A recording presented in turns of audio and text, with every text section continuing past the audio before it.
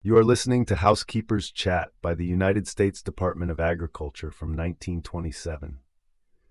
Disclaimer: this is read from a historic archive document. Do not assume content reflects current scientific knowledge, policies, or practices. This broadcast was aired on Wednesday, the 4th of May of 1927. Children's clothing and its relation to health is the topic for discussion today. Information from the United States Bureau of Home Economics.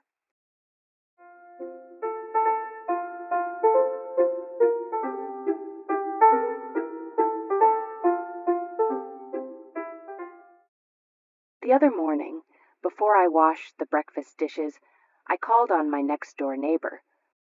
"Come in." She called when I knocked at the kitchen door.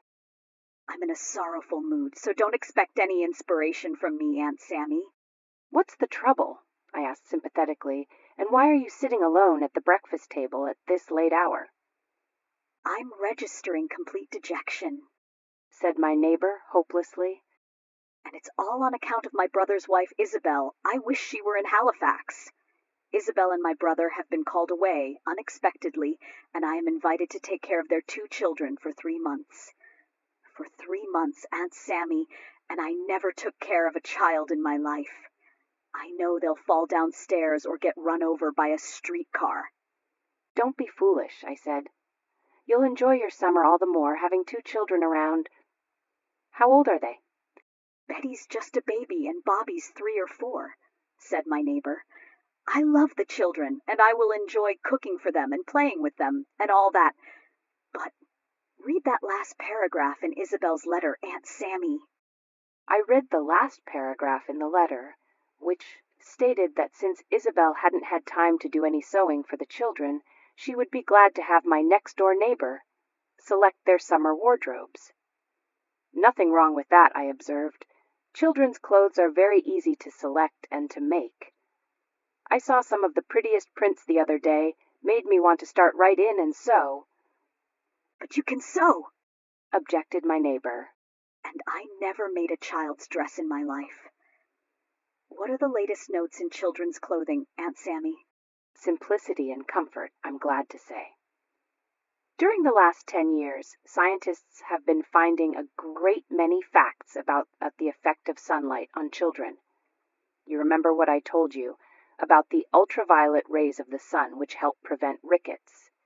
These rays do not shine through ordinary window glass or through heavy clothing. Therefore, clothing should be made so that the children can get the full benefit of the sunshine. "Some mothers don't know that," observed my neighbor. "Or surely they wouldn't dress their small boys in long pants and heavy vests and coats. The poor youngsters look so uncomfortable, dressed just like grown-ups with tight collars on their shirts and elastic bands around their necks. Aunt Sammy, I wish you'd give me a brief lecture on children's clothing so I'll know where to start in when Betty and Bobby arrive. What are the fashions now for children?" "Look here," I said earnestly. "Please don't follow fashion in clothing the children. Use good judgment. Clothes have a much more important purpose than just to make a child look pretty. They have a great deal to do with the habits a child forms during his early years, and the mental effect of these habits clings after he grows up. Dress the children in such simple, comfortable clothing that they are unconscious of what they are wearing. Of course, choose colors and designs that are becoming. For the hot summer weather, choose material which is soft and thin, allowing free circulation of air and rapid evaporation. Materials for underclothing worn next to the skin should absorb moisture readily and be porous enough to allow constant movement of air through them." "That sounds like good information," interrupted my friend. "but it won't help a lot when I begin making pajamas and rompers and suits for 3-year-old Bobby. Can't you be a little more definite, Aunt Sammy?" "I can if necessary. Suppose you are making pajamas, rompers, and suits for Bobby. Be sure to make them long enough through the crotch.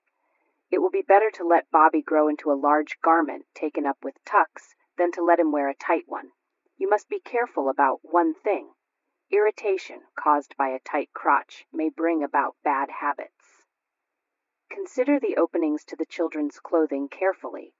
Make them simple so the children can dress themselves. This means, of course, that children's garments should open down the front. Buttons are always better than hooks and eyes. Large buttons, at least 3/4 of an inch in diameter, are the best. Children are fond of pretty colored buttons, like those we saw at the 10-cent store Saturday. If buttonholes are too difficult to make, buy a buttonhole attachment for your sewing machine.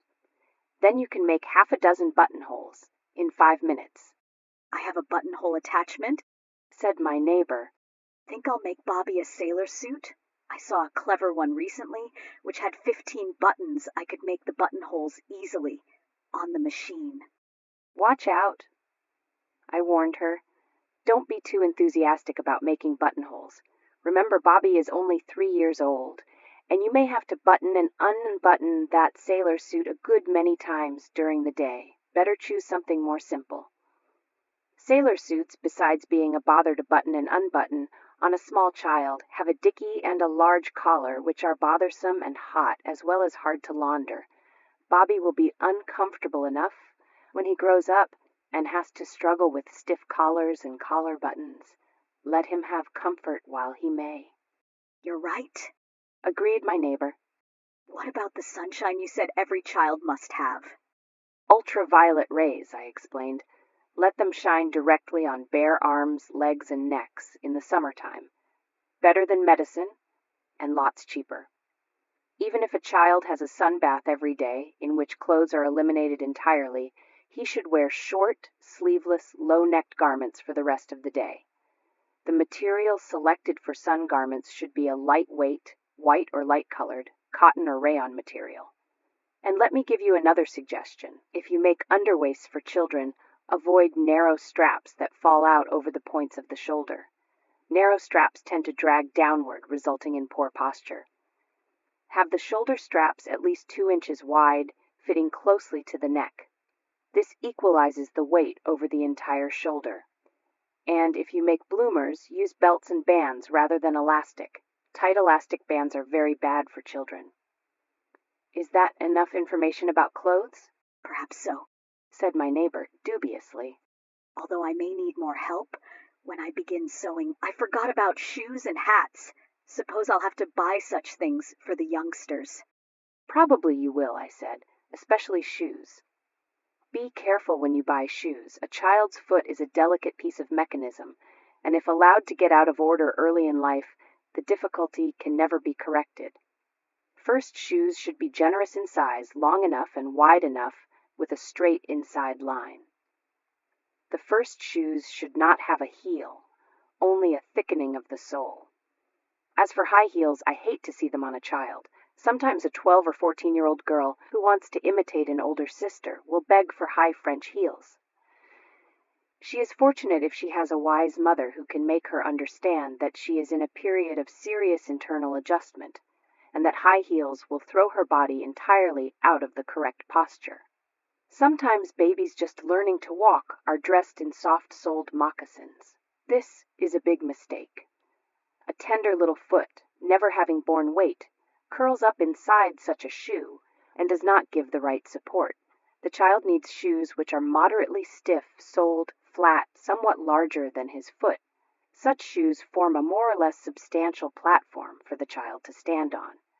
Laced shoes are better than buttoned ones because the laced shoes fit up about the instep and give a little additional support to the ankle. As for hats, they are often an unnecessary nuisance to small children. However, in summer, the child who plays in strong sunlight needs the protection of a hat with a wide enough brim to shade his eyes, as well as to keep him from getting overheated. Bad cases of squinting may result from going bareheaded too much under a glaring sun. Then Betty and Bobby shall wear hats when they play in strong sunlight, declared my neighbor. If you have any other bits of information, Aunt Sammy, please pass them along. I will need a great deal of assistance this summer. I never took care of a child in my life. How can I be expected to know what to do with 2 of them? You'll learn, I said. You'll learn a great many things. With which consoling advice I left my next-door neighbor to her breakfast dishes and her thoughts. Tomorrow I shall talk about the food habits of children and give you a menu.